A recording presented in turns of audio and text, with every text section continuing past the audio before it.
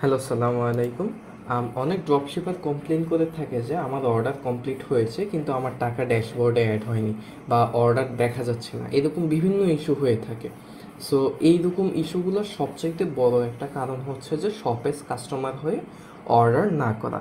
অর্থাৎ আমরা যদি দেখি স্ক্রিনে যে আমরা যখন ব্যালেন্স ড্যাশবোর্ডে যাব এবং আমার কাস্টমার কোড, তো এখানে কাস্টমারের হয়ে অর্ডার করি, এটাতে ক্লিক না করে কেউ যদি সরাসরি শপে যেয়ে এখান থেকে টি শার্ট অর্ডার দিয়ে দেয় বা যে কোনো একটা প্রোডাক্ট অর্ডার দিয়ে দেয়, তাহলে ওই অর্ডারটা হয়তো বা ডেলিভারি হবে, বাট ওই টাকাটা ড্যাশবোর্ডে অ্যাড হবে না।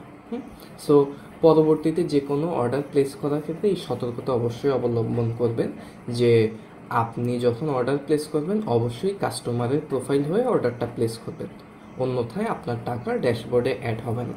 সো আই হোপ বিষয়টি বুঝতে পেরেছেন সবাই। Thank you. সালামু আলাইকুম।